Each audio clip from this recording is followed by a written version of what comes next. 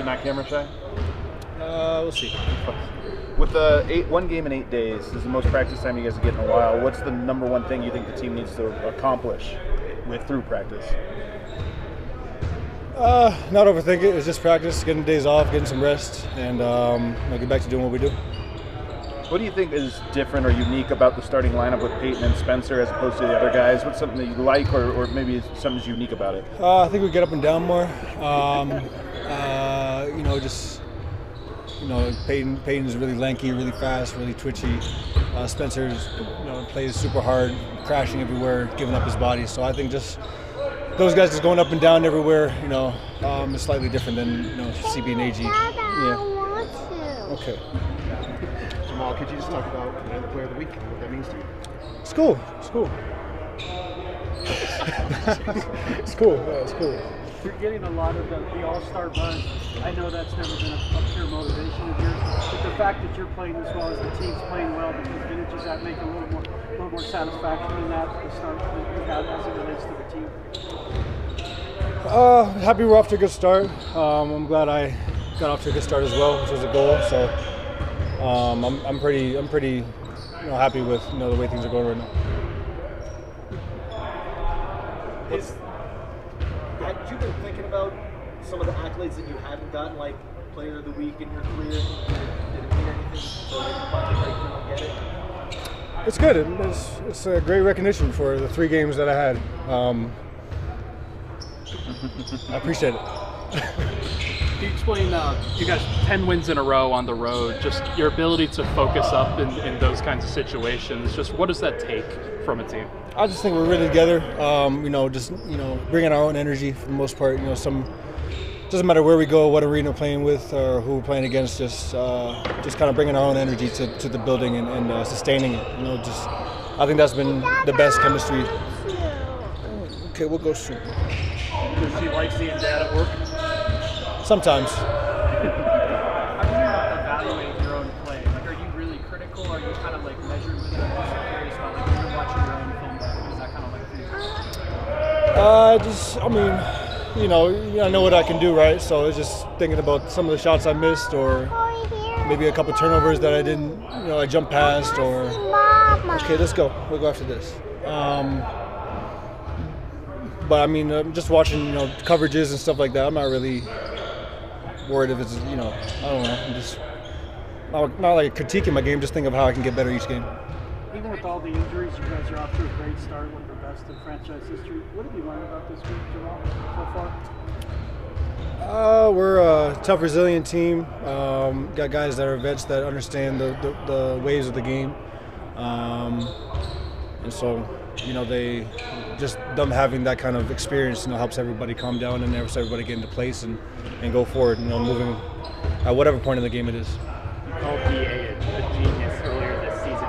Is it fun to see him kind of work through the injuries and just kind of like collaborate together, coach the player on how you guys can get through portions where you're out 2 starters? Yeah, he's been our offensive coach for quite a while now, so just we've always had the relationship of talking about what we see and what works and what doesn't and stuff like that. So I think he's done a great job in his first head coaching stint, so it can only get better from here. How funky is it playing a team like the Kings so frequently, so often, this early on in the season?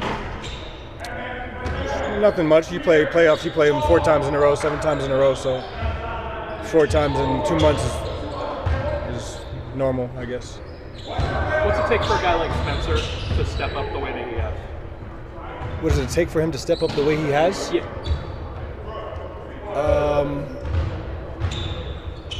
He has what it takes to step up the way he has. Right? What's on Santa's wish list for a couple things. We'll see. I can't give them away right now. Did she take all the money out of that wallet? It's not a wallet. Oh, it's not. Oh, I thought it was.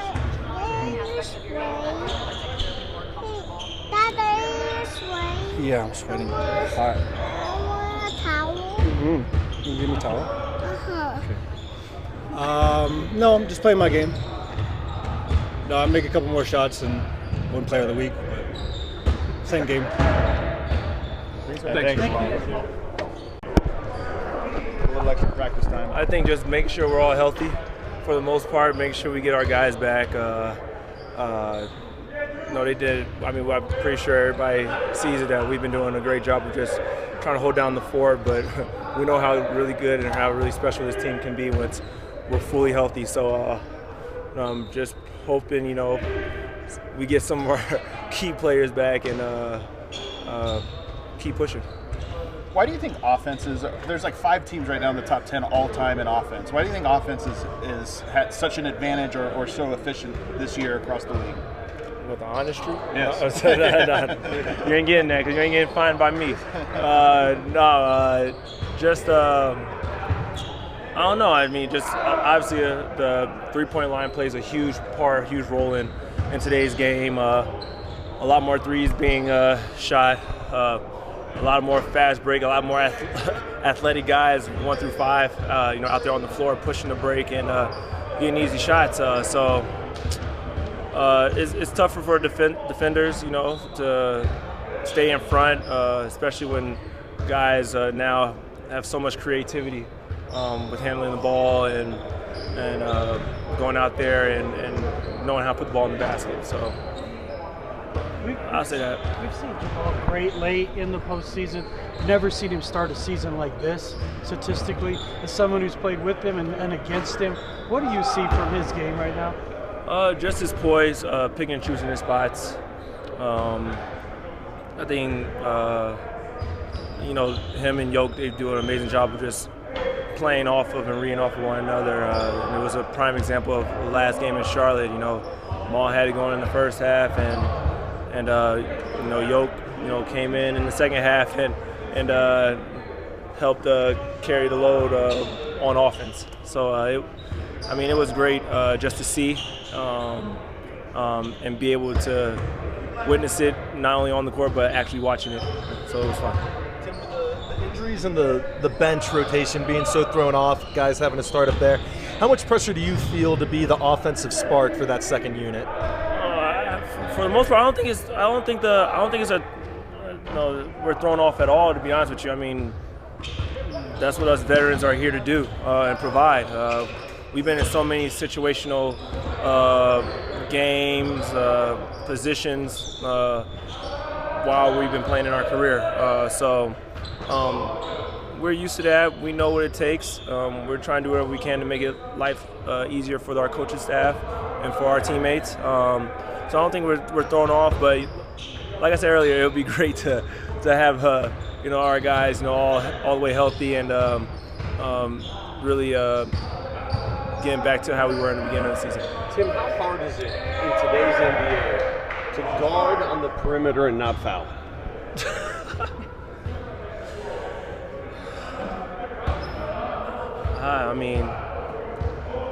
Like I said, it's tough. A lot of guys now, especially when they're growing up, middle school, high school, elementary school, their training regimen is all about handling the rock, putting the ball in the basket, finding easier ways to score the ball. And there's a lot more guys now that are multi-talented and not only scoring or being one-dimensional players. They can score in the paint, mid-range, or shoot the three. So our game is evolving. It's a beautiful sight to see. But defensively, it's tough. You need all 4 or 5 guys, to be able to stop one guy, and that's why it's a team game. What's your explanation for why you guys are so good on the road? I don't know. Probably because we only play 1 game here, and then we got to go play 3 games on the road. You tell me. That's probably why. But yeah. No, that's the honest answer. How funky is it? It feels like you guys are playing the Kings for the 20th time this season, just going up against the same opponent with such regularity so early on. I think it's great, when you have games and when you're in situations like this throughout the season, when you can play a team 3 or 4 times, it kind of gives you an idea of like a playoff series, I would say. Not for, obviously for seeding and all that stuff towards the end of the year, but you get an idea of knowing what you got to learn on and off the floor, watching film, learning your tendencies of what you've done in the past and previous games against that opponent. So I think it's great. I think it's great that we played them this many times. So it's gonna be a fun matchup. Even with all the injuries, you're off to one of the best starts in this franchise's history. What have you learned about this group so far? Everybody eats, man. Everybody eats. That's all I got for y'all, man. Appreciate you. Appreciate you. David, with 1 game in 8 days, what is the most important thing for the team to accomplish with a little bit of practice time? Stay sharp with the things we've done well. Try to clean up some things we struggled with as of late the last couple of weeks. And then honestly, just to get healthier. That's the most important thing. Because on the back end of this, the days off are great, but once January hits, it's like it's a gauntlet, with the way the Cup schedule works out. So love the days off right now. It's nice to be home for a couple of days, but it's just about us being right with our bodies, and then obviously just being good mentally with things we can get better at as we go forward. What is unique that you like about the starting lineup with Spencer and Peyton that's maybe different, and what's something you hope to see improvement on in the coming games? Yeah, I think our spacing could get better with those guys. I think sometimes it's on me. There's some confusion with, excuse me, who's going to be in the dunker, who's in the corner with Peyton and Spencer. Both guys can do those roles well. But I've really, really enjoyed the energy. I think the screening, some of the fundamental stuff that we preach, Peyton and Spence have done a great job of that. Freeing people up, setting screens. The cross match hasn't been an issue for us because those guys have made enough shots and they've made plays for other people. So been very, very happy with that unit. And defensively, they've gotten better as they've gotten more reps together and they get a better feel for each other. So obviously Jamal and Nikola have been incredible offensively, and those guys really complimented them on the other end. You had your press conference about when you officially got hired. You talked about guys hitting the ground running in training camp to remember the sting of elimination. And it feels like no one took that as personally as Jamal. Yeah. We've seen him great. We've never seen him great like this early. Do you think he took that message, or why is it so different these first couple of months with him? Statistically, he's a great player, but he's never played like this early. Right. I don't know. It was a conversation with Jamal. Open communication sometimes leads to positive things. Sometimes the whole idea of it can be just an idea, and it doesn't work out. But from what I saw this summer, mentally, physically, all those things were at such a high level, and it's cool to see that translate into the season. Jamal's been a special player forever. I don't really judge his starts each season, but obviously this one has been one that will stand out just because of the way he's played, not just the way he scored the ball and the efficiency, but the way he's got off the ball when he needs to for his teammates. So happy with Jamal's start, happy with the team start, outside this random thing at home. What was that conversation like with him, given you know him so well? It's not like you're a new coach talking to a player you haven't met. What was that like, that conversation that led to what was obviously a very productive summer in camp? Yeah, I think it was an organizational conversation too. It's just about, it's not really the physical sometimes for guys, it's just the mental. Okay. And maybe releasing some of the pressure that he's felt and just becoming more of a leader with the guys, going through your summer, understanding what working too hard means going into an 82-game season and what feeling fresh means, but being mentally stronger. And I think that stuff actually translates. It sounds like I'm writing a book, like a self-help book or something, but it really is true. Like you go into this thing and everybody's got good juice when the season starts, but once you get into the grind of it, that's the hard part. And so far, he's just kept himself at this this perfect level, not too high, not too low. Successes are fun, but the next day comes, and that's kind of how he's handled it, in my opinion. So it's really cool to watch. You guys have already been on the road a lot. Do you feel like this is a little bit of a reset, given the way that the schedule is broken for you? I don't know, man. I feel like I've said we reset every time we come home and then we lose. So I don't know. I'm just glad we're home, in our back where we have our stuff, and you get to kind of chill for a second. Nice to have practice in here, have practice tomorrow, and then we head to Sacramento. But but I think it's a mental reset. We've kind of been in this zone of hotel rooms and playing in random cities and then getting on the plane. But there is a rhythm to that too. You kind of find this rhythm to the locker rooms and being together. It sounds crazy, but the way we travel, your nap schedule and all the things you do when you eat, you get this rhythm where at home it's very different. You kind of control your own time here as opposed to on the road where it's all kind of dictated to you. So yeah, for whatever reason we've been here, it hasn't gone great. So we have to find a better rhythm to that. But yeah, it's nice to come home and reset things personally more so than professionally. David, Tim's shot making has been obvious, but like what have you seen from him on the intangible front, just like the energy kind of like? Yeah, Tim has been so good for us in the locker room too. There's a veteran leadership thing there where the energy doesn't change day to day. He's been everything we thought he'd be and more. The shot making, just the threat of what Tim can be nightly is an intangible, man. I can't imagine scouting us because you'd have to talk about him. Just how dangerous the guy is. But leadership's been great. And I think, honestly, we kept him in defensively in Atlanta the other night, closed the game with him. He's been really good defensively as well. I thought he did a really nice job on Brandon Miller the other night. He's a hard guy to guard. So just, competitiveness, just going through all the things that he's been through in his career, translating to our locker room has been such a big deal. How are Aaron, Christian, and Jules progressing? I mean, Jules looks all right. Aaron and Christian it's a slow process. I would imagine they celebrate the holiday without playing, but we'll see. And maybe on that trip, maybe we get them back, maybe we don't. But they both seem good. Christian's in a good spot. He's moving around more, and Aaron's working his way through it. Aaron's injury is one of those you got to be kind of a tedious buildup. You have to be careful with what could happen to the same injury, not to mention other things. So, excited to get both guys back. In the meantime, we have to hold it down for those guys until we get them. League offense efficiency has been on the rise for a decade, but this year it feels like it's taking a whole nother step up. What do you think is the reason that so many teams are scoring so efficiently? Pace. And I actually think taking chances defensively, less us more than other teams, but picking people up full, turning people over, it leads to easier baskets. The three-point shot obviously has been the same thing for a decade, so everybody's shooting threes. But yeah, I do think it's the pace, and I also wonder sometimes if that's why the injuries are so high too. Just the fact that we're almost playing, some nights it feels like a college game for 3 quarters without the 3 days off in between games. So it's an interesting thing. It's it is trends come and they go. Right now, teams have really tried to pick up and make things faster.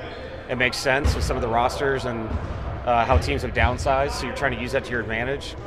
But that would be my take. I know our offense has been out. I mean, it's been crazy the way we scored the ball. 115 felt like we scored 90 the other night. But it's, that's how I see it. And watching games nightly and watching the pace of the games. Watching New Orleans last night against San Antonio was insane. I mean, just the amount of skilled players in the court, how fast the game was going, how much defensively people were picking up. It leads to a lot of baskets. I don't think it leads to bad defense either. I just think it leads to so many more possessions. And just how skilled everybody is now, the efficiency is really high. How would you evaluate how you guys have sort of controlled that tempo when teams try to play really fast? Obviously, you guys can play in transition, but you're better in the half court generally. Just how do you kind of feel like you've kept a lid on it when you needed to in certain spots? Work in progress, to be honest, especially with Aaron and CBL. With Aaron, we are very capable of playing a very slow style, but keeping our efficiency really high. And we talked about in the playoffs last year.